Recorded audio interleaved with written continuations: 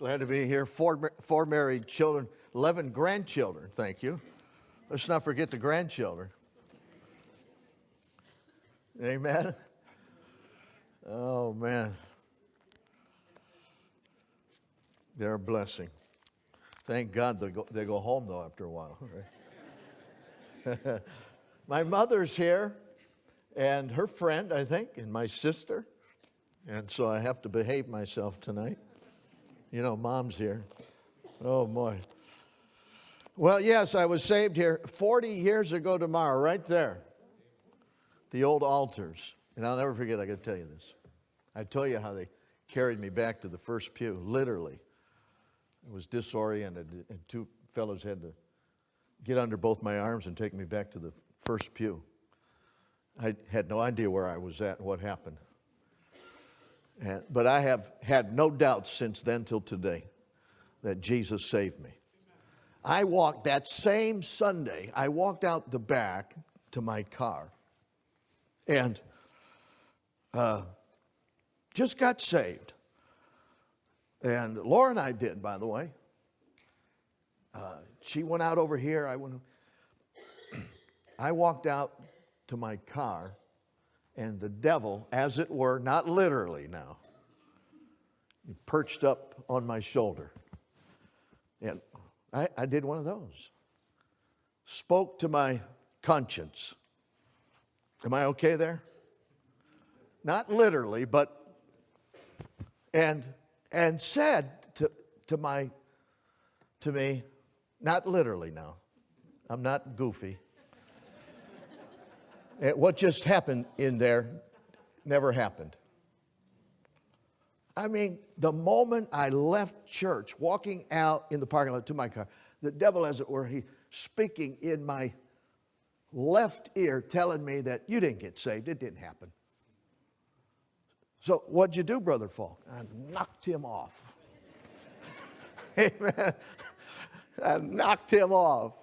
And but that's the way it is, isn't it? I mean, he's after you.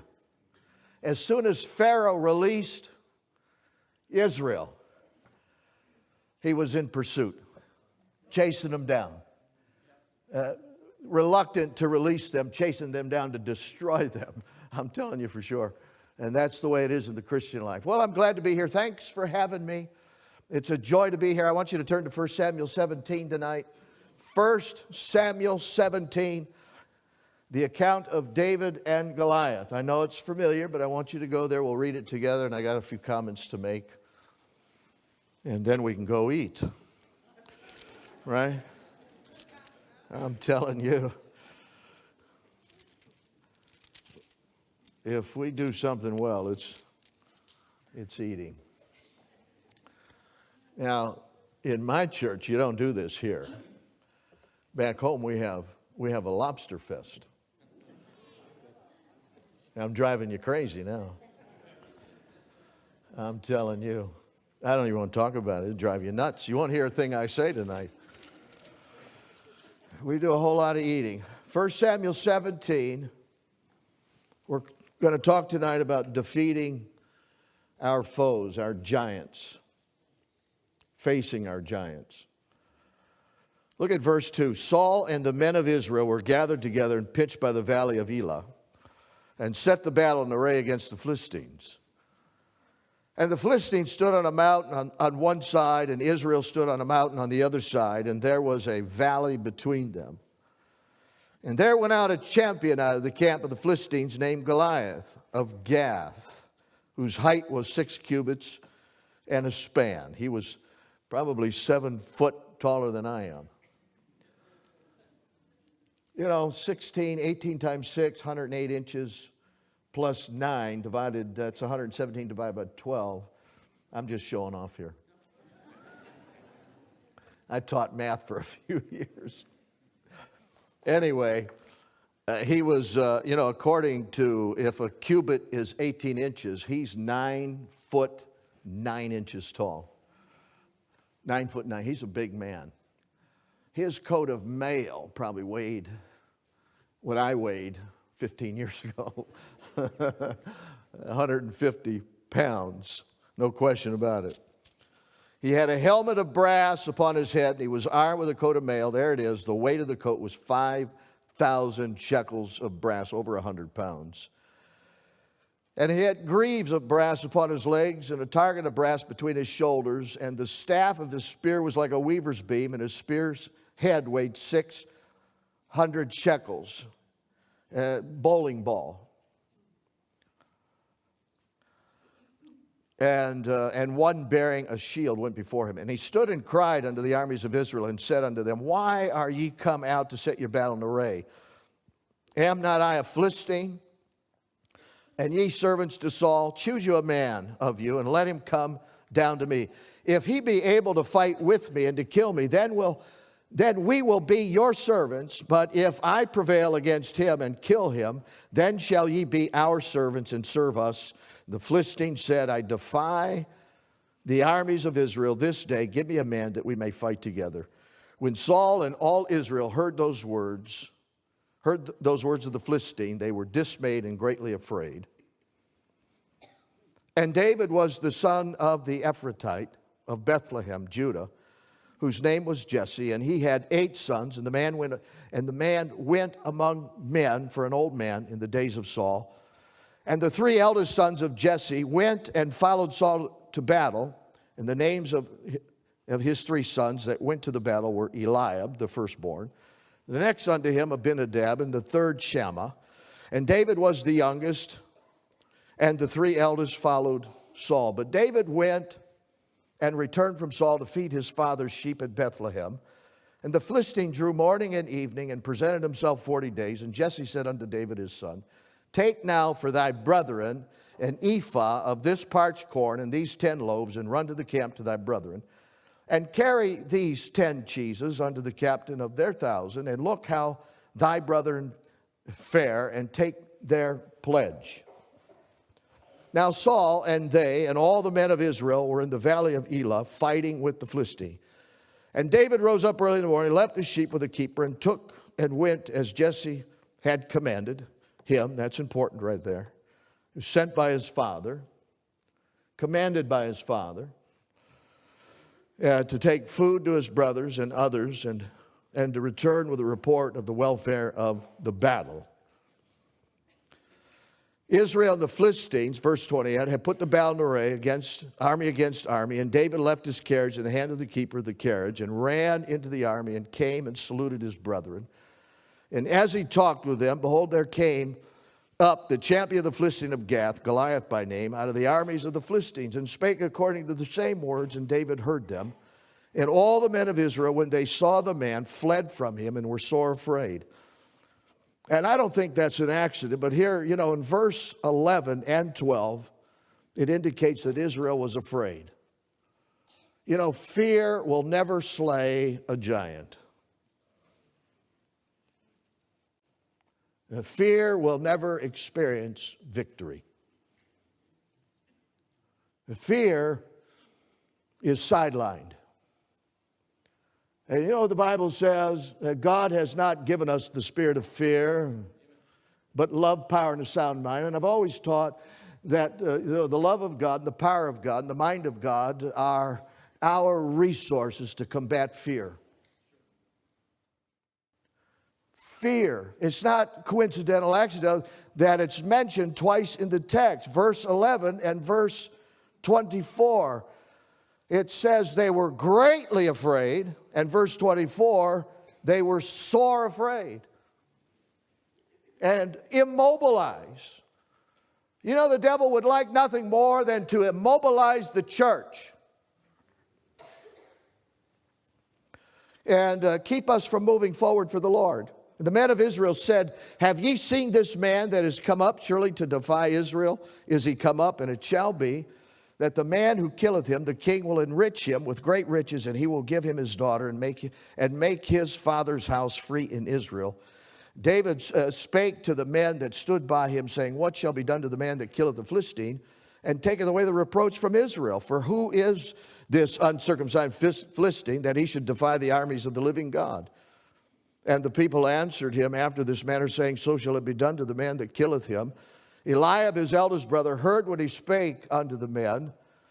And Eliab's anger was kindled against David, and he said, why camest thou down hither? And with whom hast thou left those few sheep of the wilderness? I mean, they're in the fight for their life, and he's worrying about the sheep. Can you imagine that? I know thy pride and the naughtiness of thine heart.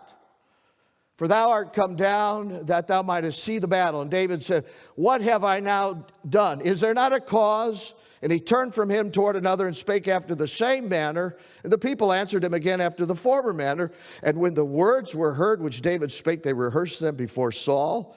And he sent for him. And David said to Saul, let no man's heart fail because of him. Thy servant will go and fight with this Philistine. Thank God for David. You know, from the moment David stepped into the valley, he's, articulating a plan to go to battle against Goliath. After all, no one else within that 40-day period was willing to step up to the plate. But David is ready and willing to go to battle. I think there's a great contrast in this chapter. When you consider verse 11 and verse 24, the contrast between courage and cowardice. And we're talking about the armies of Israel. The armies of Israel, isn't this what they do? It's not what David does. David's a shepherd boy. And yet he sees the nation gripped by fear and overwhelmed and desires to fight Goliath. What an amazing statement there in verse 31. David spake to the king, and let no man's heart fail. Boy, that's positive. Hey, don't worry about it. That's what they say into it. Don't worry about it. I got this. You know, I mean, there's confidence and courage from the start. Let no man's heart fail because of him. Thy servant, not a soldier, but a shepherd boy, will go and fight with this Philistine. You know, I think there's more than one battle in this chapter. I know the predominant battle is between David and Goliath, but there's a battle between David and his oldest brother Eliab.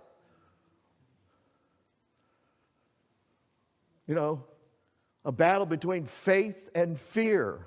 It's not only between, it's between David and Goliath, but between David and Eliab. And there's the battle between David and Saul.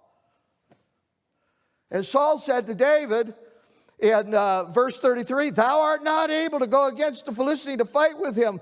Thou art but a youth, and he a man of war from his youth. Eliab is sending him home, and Saul is trying to talk him out of going to battle.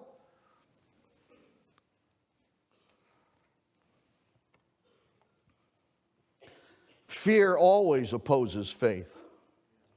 Cowardice never understands courage. Isn't that true? But David is accelerating and implementing and putting some things together to go to battle against Goliath. Very commendable, to say the least. David testifies of his skill with a sling and a stone in 33 to 37.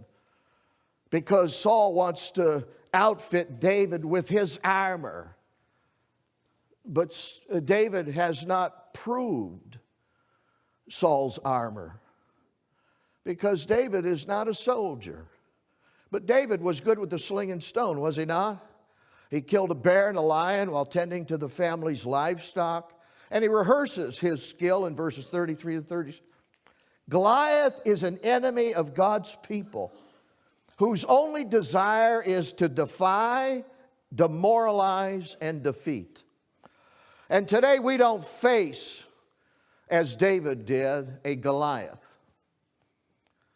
But we do face an enemy. According to Ephesians chapter 6, verses 10 and following, we don't wrestle against flesh and blood, but against principalities and powers in higher places. We have an enemy today who defies the church and demoralizes Christianity and wreaks havoc with the church. There's no question about it. We have our enemy. And I've learned some things from David. I've learned some things about his faith. I've learned how, in this chapter, how he took out Goliath. How would you like to learn some things tonight about David? If we will defeat Goliath, number one, if we will defeat Goliath, we must defend our cause. We must take our stand and defend our cause, the very cause to which God has called us. David's brother, including Saul, were disparaging and discouraging. You know, they sent word to Saul that David's up here causing trouble. Bring him home, bring him home. So Saul charged him to come home. They didn't want him there. But before David was sent home, before he went home to King Saul, he stood his ground and defended his cause. David boldly and with grace defended his presence and his purpose. I want you to notice his twofold argument. Look at verse 29. David said, "What have I now done?"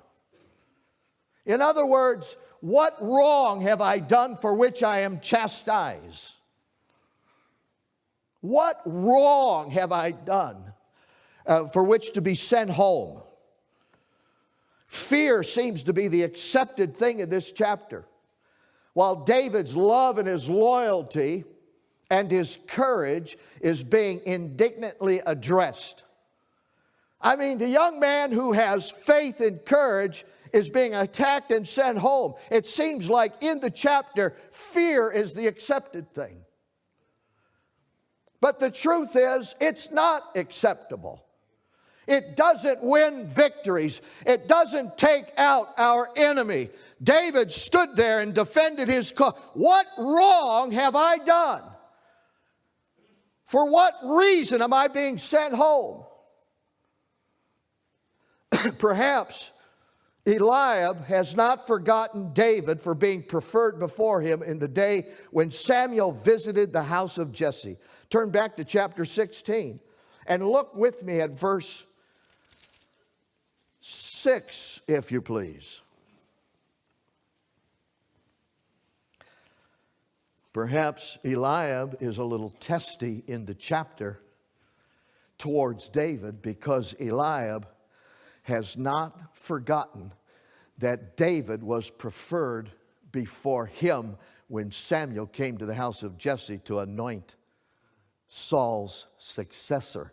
You with me? Look at it. And, you know, so what's his attitude? Listen, he was preferred before me in chapter 16, but bless God, it's not going to happen on this day. And so he attacks him and sends him home. Look at chapter 16, verse 6. It came to pass when they were come that he looked on Eliab and said, "Surely the Lord's anointed is before him." Did you know that Jesse failed to see in his youngest son the potential to be the next king? Every time when I read that, it disturbs me. Where was David here in this chapter? He was out tending to the livestock. He was never invited to the sacrifice. And I know customarily it was the youngest, you know, in the family. It was David's responsibility to tend to the sheep. But I'd like to think that Dad failed to see in David the potential to be the next king. He looks at Eliab, the oldest son. Surely, if anyone's to be the next king in my family, it's got to be the old. He's handsome, he's tall, he's dark, he's handsome.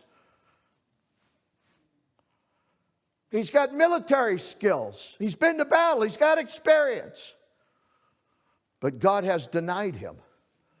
And you know what I think about chapter 7? Eliab hasn't forgotten chapter 16. Samuel said, are there any more children? Do you have any more children? Yeah, well, David, he's nobody. He's the little guy. Boy, the little guy always gets picked on.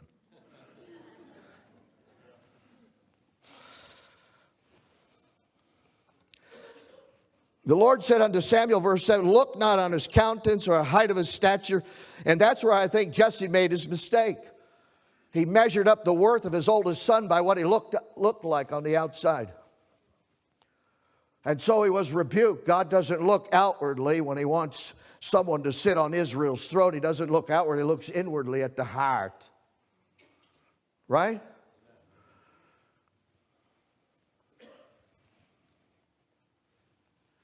The worth of a man is measured by what's in his heart, not what he looks like on the outside.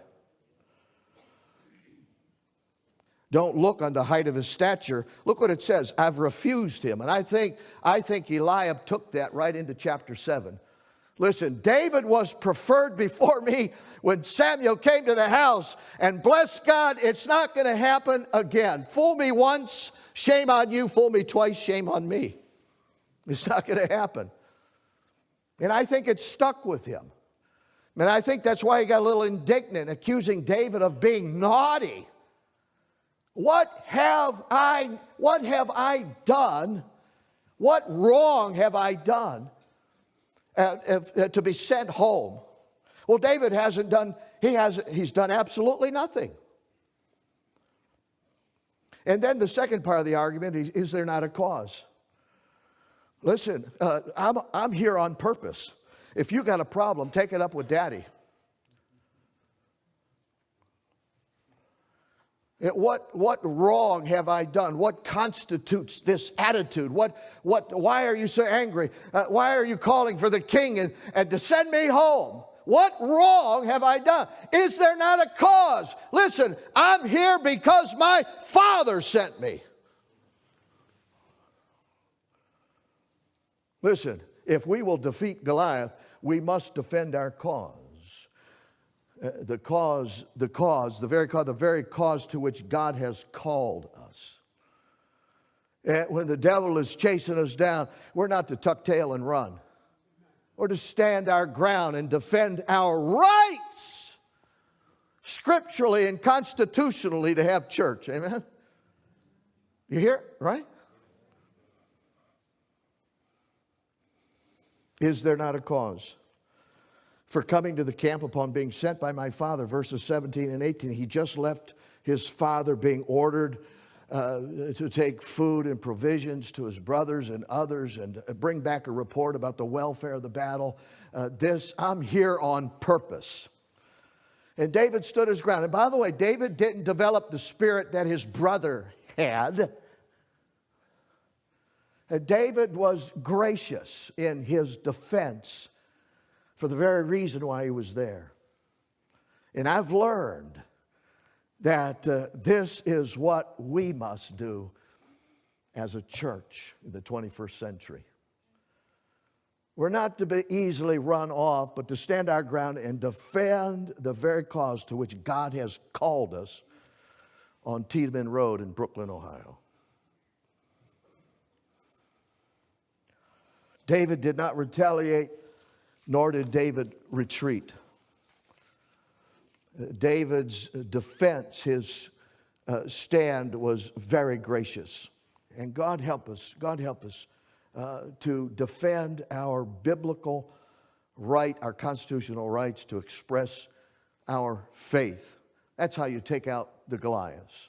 We stand our ground, defend our faith. Secondly, if we will defeat Goliath, we must defend our cause. We must develop our strengths.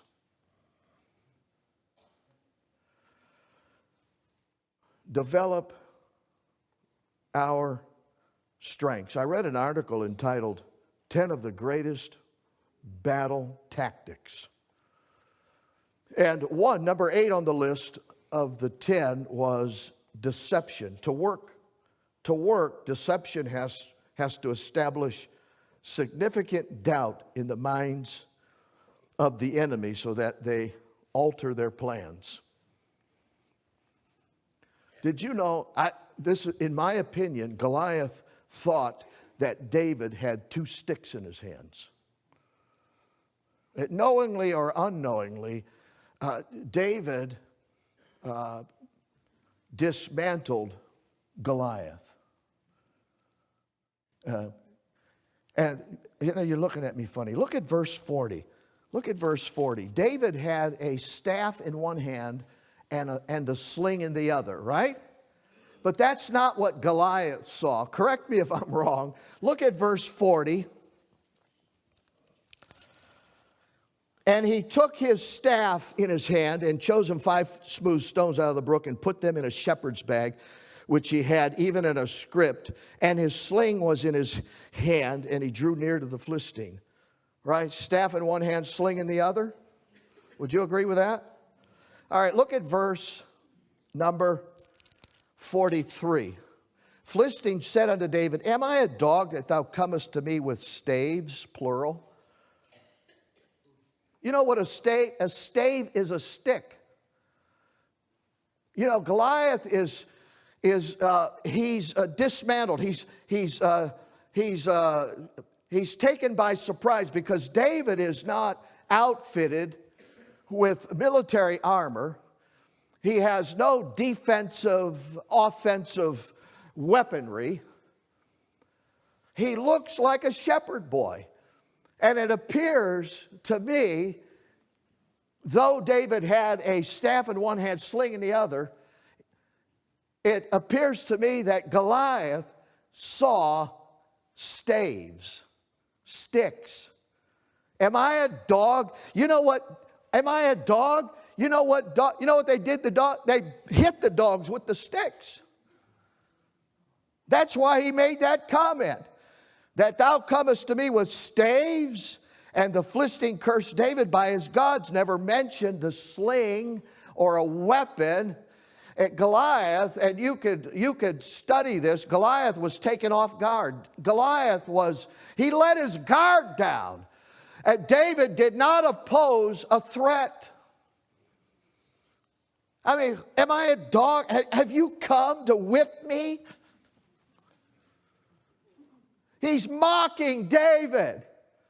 And while he's taken off guard, David runs toward him, removing a stone out of his script and slings it right in where it belongs, right in because Goliath was covered with armor. The only open spot was by his eyes. If we will take out our Goliaths, we must defend our cause as David did, but we must take to battle our skills, what God has equipped you with. And David refused the king's armor. I have not proven armor. I'm not a soldier. I don't know how it works. Listen, it's time that we put off what belongs to somebody else. It's time to stop being somebody else. It's time to be ourselves. David took 2 things to battle. He took his skill and faith in God. I'm simply saying, if you and I are going to take out our giants, we must defend our cause with grace and dignity and integrity as David did. Listen, what wrong have I done? Is there not a cause? I am here on purpose. And David didn't go home until the king fetched for him. And then he had to go home. And we find him here, determined to take the battle, the skill that he learned in the wilderness. I had to learn that the hard way. Just be yourself and take in the battle the gifts and the graces and the skills that God has equipped you with. I can't be you, you can't be me. And God honored that. The truth is, God honored that.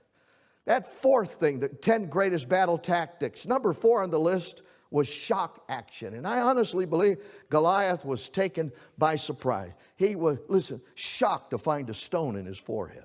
Never thought it would happen.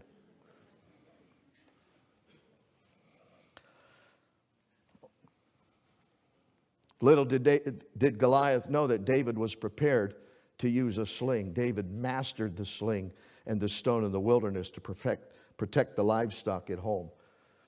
God-given ability, if you please. And that's what you and I take the battle. And we have natural ability. I envy the people that play instruments and sing songs, because that's not my sling.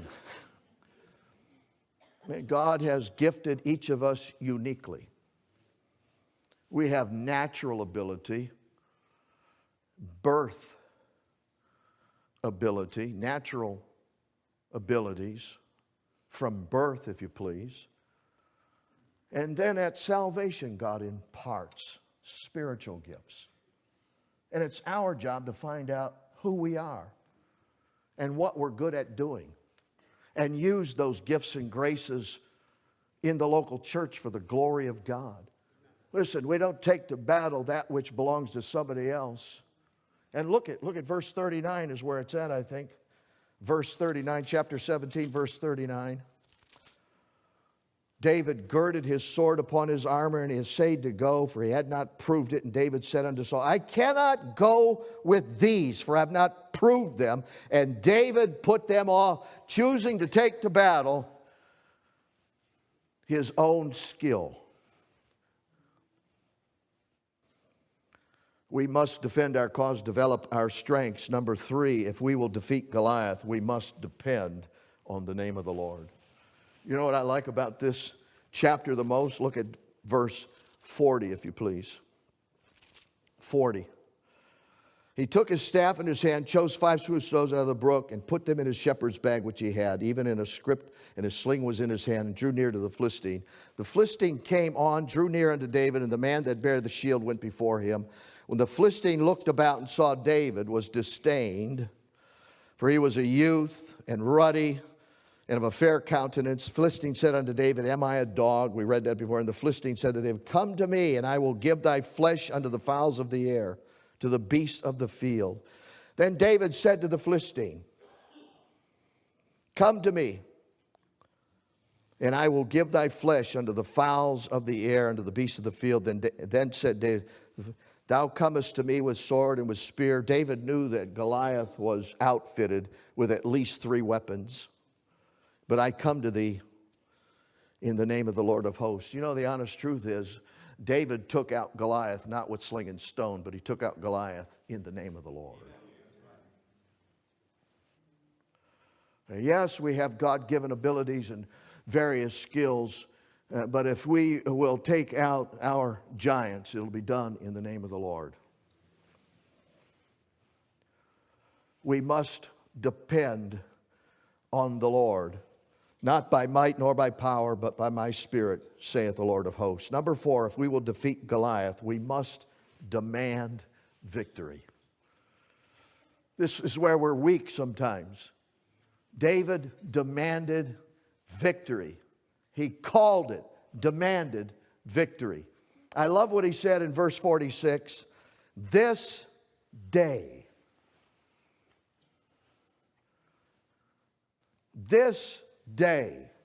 you're going down this day. Come on. Not tomorrow, not next week. We're not going to fuss around here a little bit and reconvene on tomorrow, next week, next year. No, this day the Lord has given you to me. Today, right now, you're going down. If we will defeat our Goliaths, we must defend our cause. We must develop our skills. We must depend upon the name of the Lord, and we must demand victory. Henry Ford said, whether you think you can or you think you can't, you're right. David said, I can.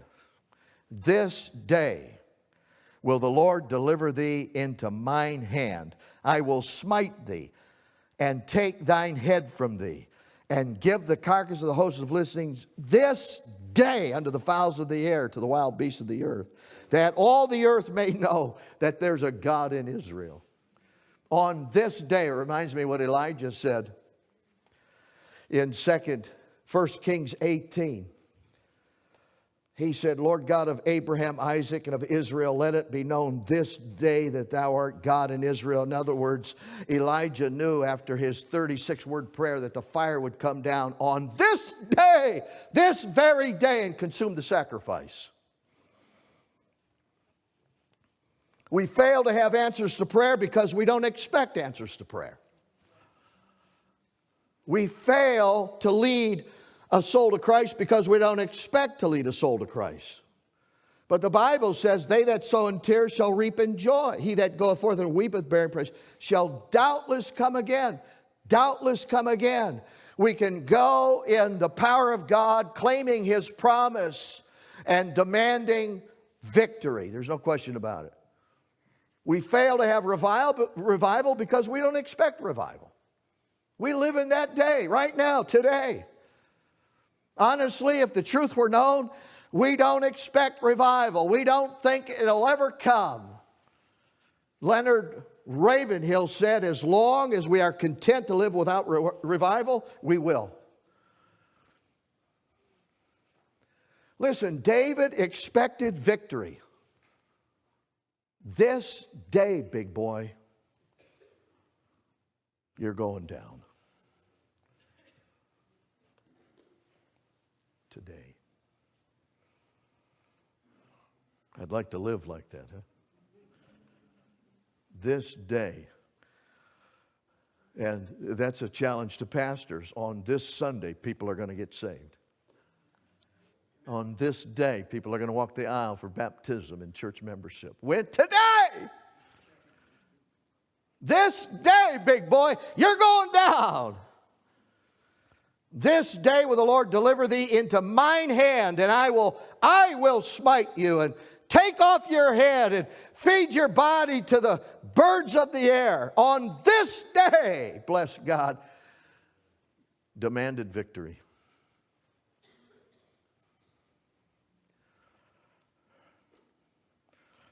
I want to tell you something. Israel did not demand victory. They stood idly by for 40 days. And that leads me to my next point. If we will defeat Goliath, we must declare him. We must declare him Lord of all. Verses 46 and 47.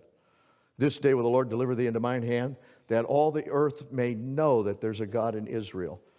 And all the assembly shall know that the Lord saveth not with sword and spear, for the battle is the Lord's. He will give you into our hands. If we will defeat Goliath, we must declare him Lord of all. And that's what we're to do in church tonight. Ephesians 3:20 and 21. Worship should declare the glory of God. The church is the vehicle by which the glory of God is declared. Our lives, our testimonies should be a declaration of the glory of God.